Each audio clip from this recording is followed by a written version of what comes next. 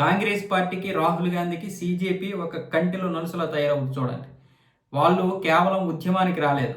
వాళ్ళు రాజకీయ పార్టీగా అవతరించడానికి వచ్చారు. ఆమ్ ఆద్మీ పార్టీ పక్కాగా వీళ్ళని ఇప్పుడు 2029 ఎన్నికల నాటికి సమాయత్తం చేస్తుంది. అప్పుడు వస్తాడు ఈ పెద్ద కాక్రోచ్ వచ్చి, రాజకీయాల్లోకి రాకపోతే వ్యవస్థలు మార్చలేము, అందుకే మేము రాజకీయాల్లోకి రావాల్సి వస్తుంది, లేకపోతే మేము రాజకీయాల్లోకి వచ్చే వాళ్ళమే కాదు, మాకు పదవుల మీద ఆశ లేదని చెప్తాడు. ఇప్పుడైతే రాజకీయ పార్టీ కాదు మాదని చెప్తున్నాడు కదా, మాకు రాజకీయాల మీద పెద్దగా ఆసక్తి లేదని చెప్తున్నాడు. అప్పుడు రాజకీయాల్లోకి వచ్చేసి మాకు పదవుల మీద ఆసక్తి లేదని చెప్తాడు.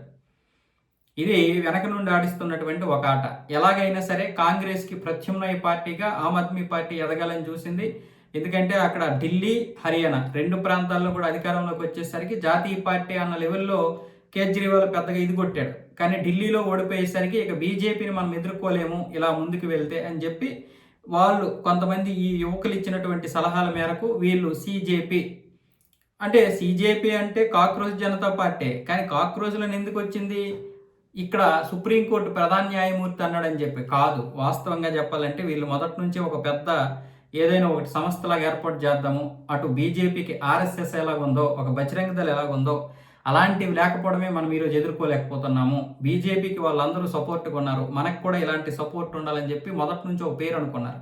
సరిగ్గా ఆ సమయంలోనే ప్రధాన న్యాయమూర్తి గారు ఏమొచ్చేసి కాక్రోచుల్లా తయారయ్యారు నిరుద్యోగులు, అంటే ఈ దొంగ సర్టిఫికెట్లు తీసుకున్నటువంటి నిరుద్యోగుల గురించి మాట్లాడేసరికి వాళ్ళు వెంటనే కాక్రోచ్ జనతా పార్టీని పెట్టేయడము, వెంటనే బంగ్లాదేశ్కి చెందినటువంటి వారు, పాకిస్తాన్లో చెందినటువంటి వారు, ఈ దేశానికి ఎవరైతే వ్యతిరేకంగా ఉన్నారో వాళ్ళు అందరూ చేరిపోయి ఇక్కడ ఇన్స్టాలో 2 కోట్ల మందికి పైగా ఫాలోవర్స్ వచ్చేసారు.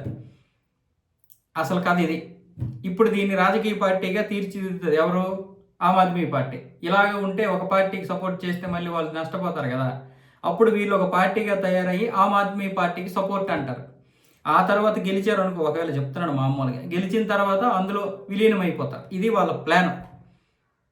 కాంగ్రెస్కి ఇప్పుడు చాలా దెబ్బ.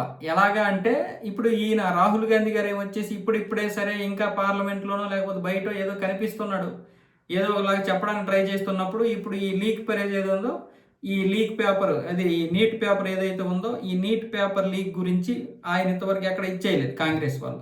వీళ్ళు వచ్చిన తర్వాతే వాళ్ళకి వంతపాడారు. ధర్మేంద్ర ప్రధాన్ రాజీనామా వరకు వీళ్ళు వెళ్తారని అసలు ఎక్స్పెక్ట్ చేయలేదు కాంగ్రెస్ వాళ్ళు కూడా. సో ఈ నేపథ్యంలో ధర్మేంద్ర ప్రధాన్ రాజీనామా చేసేసరికి మొత్తం దేశమంతా అటు తిరిగిపోయింది సీజేపీ వైపు. కాంగ్రెస్ని ఎవరు పట్టించుకోలేదు. అందుకే ఆయన ఏం చేశాడు, అంతకుముందు నరేంద్ర మోదీ ఇంటి ముందు కూర్చుంటే తనను ఎవరైనా గుర్తుపడతారని చెప్పి అక్కడ అలా కూర్చున్నాడు. అది ఒక పెద్ద మైనస్ అయిపోయింది. చాలామంది వ్యతిరేకించారు దాన్ని, సొంత వాళ్ళే వ్యతిరేకించారు. ఆ తర్వాత ఇప్పుడు పార్లమెంటు సమావేశాలు జరగకుండా ఇదంతా పేరు నాకే రావాలని ఇక్కడ వీళ్ళు ధర్నాలు, నిరసనలు చేస్తున్నారు. పార్లమెంటు సమావేశాలు ఆగిపోతే అది వాళ్ళకే మైనస్. ఏ విధంగా చూసినా రాహుల్ గాంధీకి ఇప్పుడు ఇది చాలా పెద్ద మైనస్సే. రేపు సీజేపీ కనుక రాజకీయ పార్టీగా మారితే వీళ్ళు కాంగ్రెస్తో కలిసి ఉండరు. ఎందుకంటే కాంగ్రెస్ ఇంతకుముందు ఆమ్ ఆద్మీ పార్టీని కుక్కను చూసినట్టు చూసింది, చీప్గా చూసింది అన్ని పార్టీల్ని.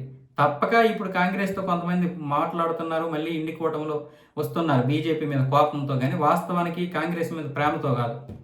సో ఈ నేపథ్యంలో వీళ్ళందరూ ఒకటైపోతే, అంటే వీళ్ళందరూ విడిపోతే ఓట్లు చేరిపోతాయి అనేది తప్ప ఏం చేయాలో అర్థం కాని పరిస్థితి. కాంగ్రెస్తో ఉంటే మనకు భవిష్యత్తు లేదు. అందుకోసమని ఇప్పుడు ప్రతిపక్షాలన్నీ కలిసి సీజేపీ కనుక ఒక రాజకీయ పార్టీగా ఏర్పడితే ఖచ్చితంగా పార్టీలను అటువైపు వెళ్ళిపోతాయి, కాంగ్రెస్ను ఒంటరి చేస్తారు. ఒకవేళ కాంగ్రెస్ కూడా వాళ్ళకేసి వెళ్ళాలనుకుంటే ఒక ప్రాంతీయ పార్టీలాగా మాత్రమే వెళ్లాల్సి ఉంటుంది. కావాలంటే మీరు 2028లో చూడండి, మొత్తం మారిపోతాయి.